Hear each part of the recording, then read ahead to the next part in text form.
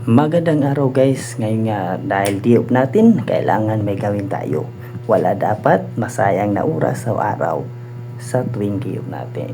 Ngayong araw na po ito ay naisipan ko pong ayusin yung daluyan ng tubig. Medyo sira na at medyo mababaw. Kaya pag tuwing umuulan ay maano lang yung tubig. Kaya ang naisipan ko, ayusin ko ngayong diop. Dito po ay hinuhukay ko na po yung ano ko po ng hollow blocks. Kailangan ko po itong lagyan ng hollow blocks para sa ganun po ay medyo maayos po siyang tignan. Dito po ay medyo linalaliman ko po ng bagya dun sa parting yun. Ay kailangan natin mapailan ng hollow block. Yan na po yung nahukay ko. Hindi siya masyadong kita dahil nga medyo magkakulay na. Makikita natin po yung flooring medyo sira na din. Dito po ay pinailan ko na po ng hollow blocks. Dahil nga para maayos tingnan, kailangan natin gumamit ng hollow blocks. Dahil sa nung unang daluyan ng tubig wala yung hollow blocks. Kaya pag umuulan, walang silbi. Meron yung silbi naman dahil may umaagos pero parang hindi sapat. Medyo mababaw lang kasi. Parang simento lang puro. Ito na po, ngayon po ay naghahalo na po tayo ng simento at buhangin. Hindi po yung pala yung ginamit ko dyan. Hindi ko alam kung ano tawag dyan dahil yan na po yung nagagamit ngayon kahit sa China. Yan na po ang ginagamit nila sa paghahalo ng simento. Hindi pala dahil ito po ay mabilis gamitin sa paghalo. In-order ko lang din yan sa online sa TikTok. Nakita ko na mabisa talaga siyang panghalo. Kahit ang bunot ng damo, mabisa po yan. Mabilis gamitin. All-in-one na siya. Pwede siya magamit sa garden, magamit sa construction.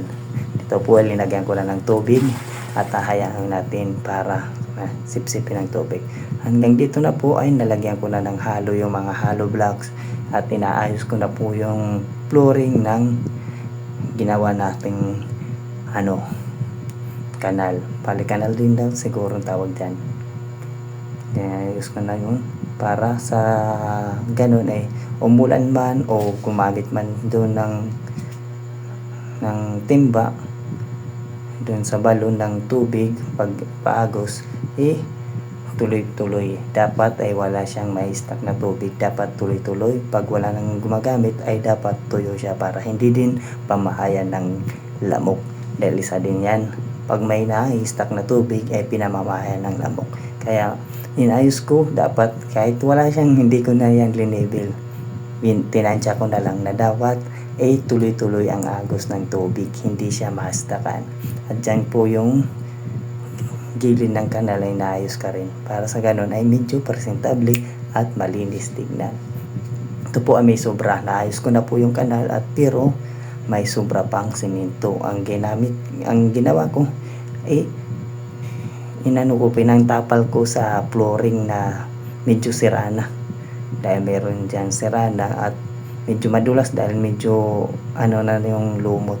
Ang ginawa ko, tinanggal ko yung lumot at dinagdagan ko, pinatungan ko uli ng flooring.